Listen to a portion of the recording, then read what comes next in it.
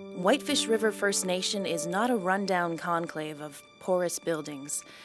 In the heart of this community, 7th Fire's Youth and Elder Center beckons. It is a new building. The community elementary school is new. Band leadership has overseen $30 million in capital investments in recent years. But there are at Whitefish the same challenges faced by First Nations people across the country. Drug and alcohol use can have devastating effects. Aboriginal youth are at least 5 times more likely to commit suicide than non-Aboriginal youth. 2 years ago, Whitefish River resident Candace Asinawi was devastated. She was grieving the suicide of a cousin. He was 20. He was the 3rd youth that year to commit suicide in our community. In a small community like that, that's a huge impact on our youth.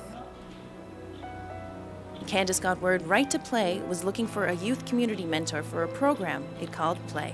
I remember just really wanting change, and then all of a sudden, this program came swishing in, and it was like 1 week of cheer camp, and it just, lifted my spirits.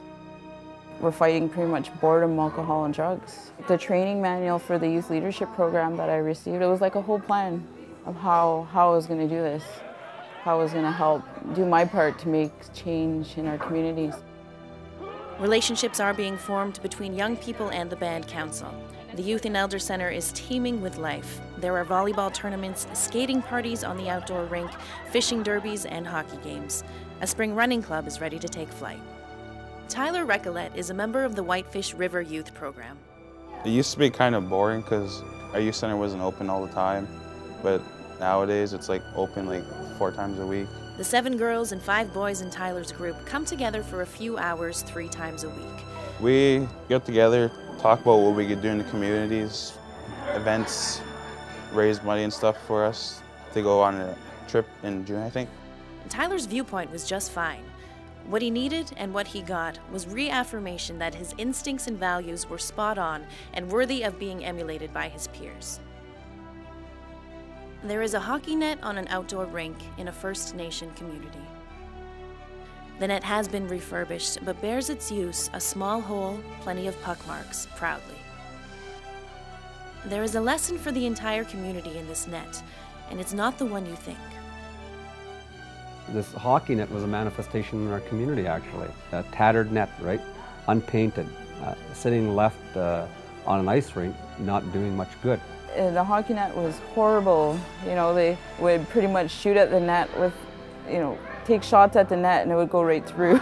I just told them that we need a new net because all the red paints, it was rusty, and the nets were just pretty much ripped. When he heard about the net, Whitefish River Chief Shining Turtle had it repaired. What he didn't realize was the rapid escalation of community ownership among the community's young people. I got it fixed. It was a straightforward thing to do, fix the net.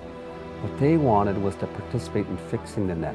They're the ones who mentioned it, what, he fixed it already? We were supposed to do that. We were supposed to be there to help, to learn some of this, and to be a part of it. It just shows how much we want something new, that we have to do it ourselves, I guess.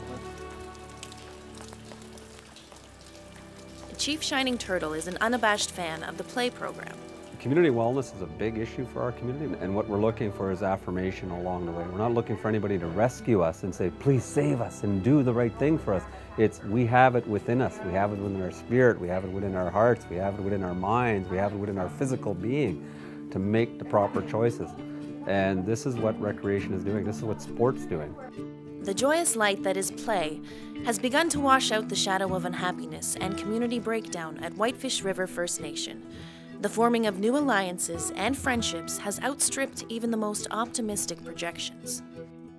Maple Leaf Sports and Entertainment, through the MLSE Foundation, is making a $1 million donation toward Right to Play's Play program, promoting life skills in Aboriginal youth.